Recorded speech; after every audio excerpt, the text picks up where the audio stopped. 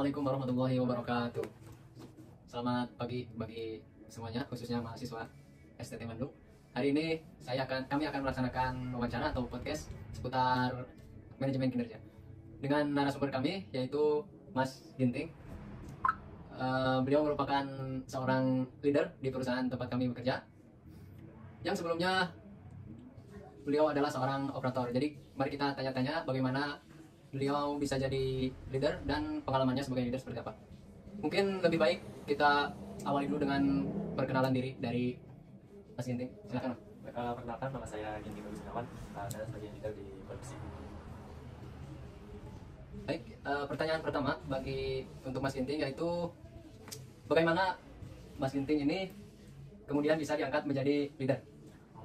Berarti awalnya ya, kenapa bisa diangkat itu ya? Ya. Awalnya mah coba-coba.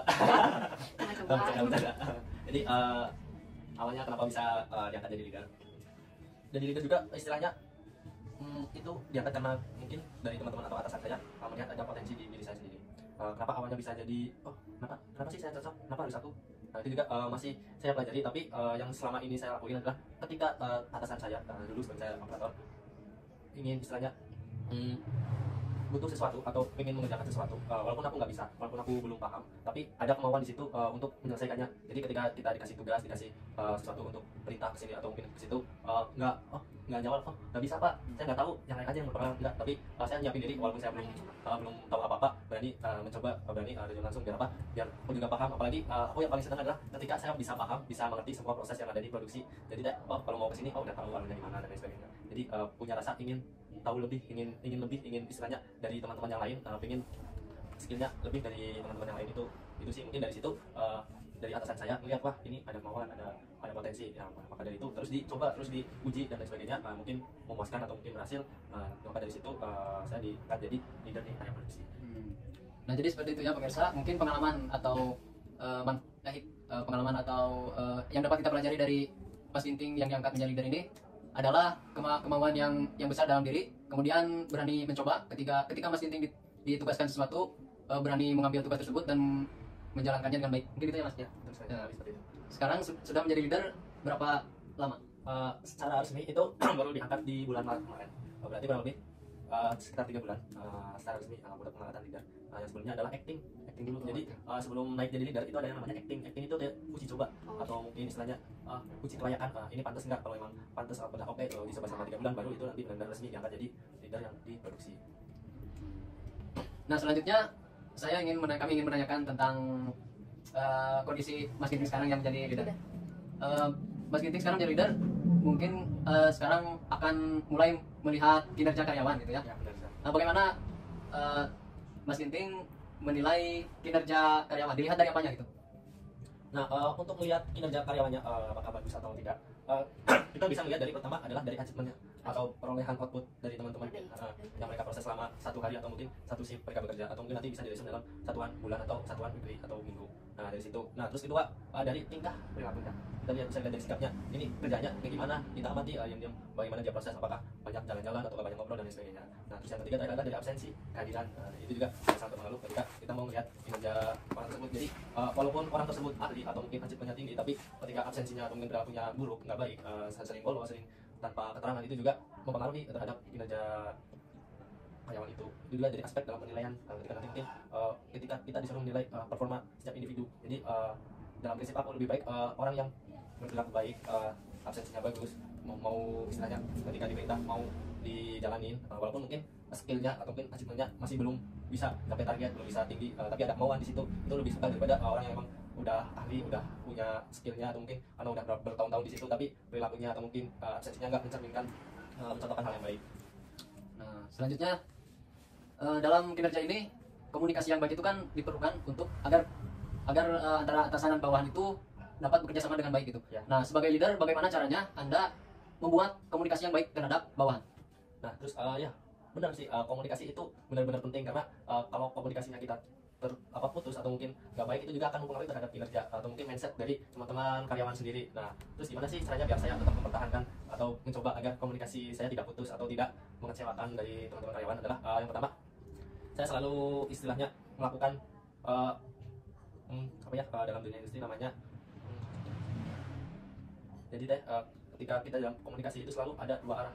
Jadi sebelum saya melakukan sesuatu atau menjudge seseorang atau menjudge karyawan, kita lakukan, oh kamu kenapa sih gini. Jadi ada timbal balik. Jadi kayak menempatkan bahwa walaupun kita atasan bawahan, tapi kita itu tetap akrab. Jadi nuansanya itu bukan nuansa wah kelas atas kelas bawah, tapi benar-benar nuansa keluarga. Jadi nggak ada yang istilahnya wah di ini dan lain sebagainya, tapi tetap ada rasa respect, ada rasa penghormatan. Karena walaupun kita atasan bawahan, tapi jangan sampai atasan bawahan ini jadi ini apa atas.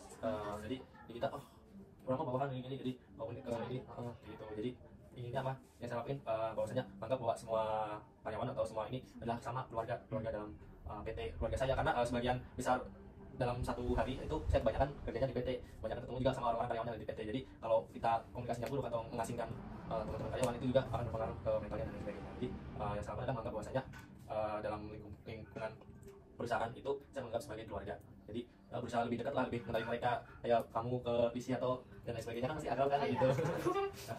Oh, jadi dalam menjalin komunikasi yang baik itu dilakukan secara profesional dan didasari dengan kekeluargaan ya, saling respect.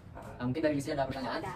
Kan di setiap di PT itu bikin barang ya, bikin suatu produk atau barang gitu. Setiap manpower tuh pasti ada yang kurang material dalam suatu bikin barang gitu, kurang material atau kurang dan lain sebagainya gitu. Nah, agenting gitu ya, gimana caranya ningkatin kinerja mereka biar lebih bagus dan tidak kurang material atau dan lain sebagainya gitu. Masih apa?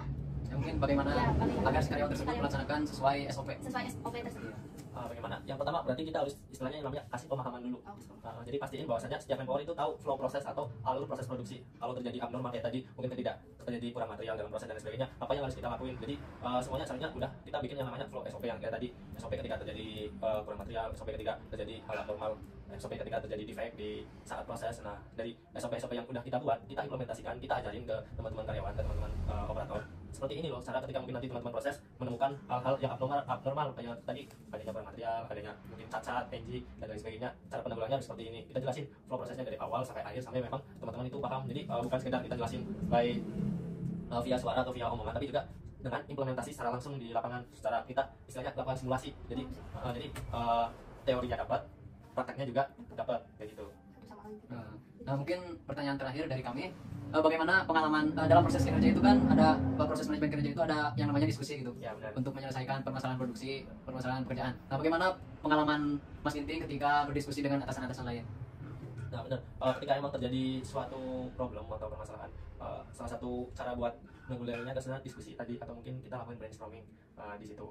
Nah, gimana sih pengalaman saya ketika hal tersebut melakukan diskusi ketika ada problem, ada permasalahan. Nah, kebanyakan yang saya tangkap atau yang saya jalani ketika kita melaksanakan diskusi sama teman-teman atasan atau teman-teman leader yang lain, selalu mencari istilahnya akar permasalahannya karena apa, ini penyebabnya karena apa, kenapa bisa muncul, dengan apa, dengan metode 4M plus 1E.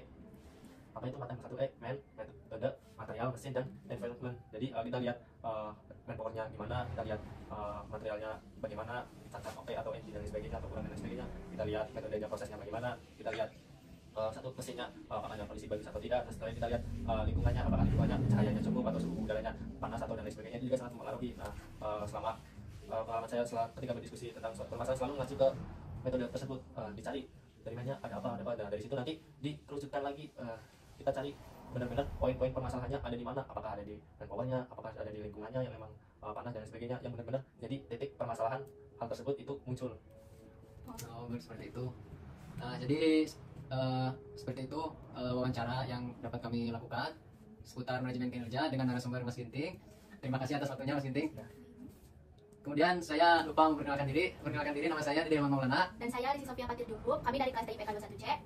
Sekian dari kami. Semoga ada manfaatnya dan ada hal yang dapat diambil dari dari wawancara kami kali ini. Sekian dari kami. Wassalamualaikum warahmatullahi wabarakatuh. Anjing.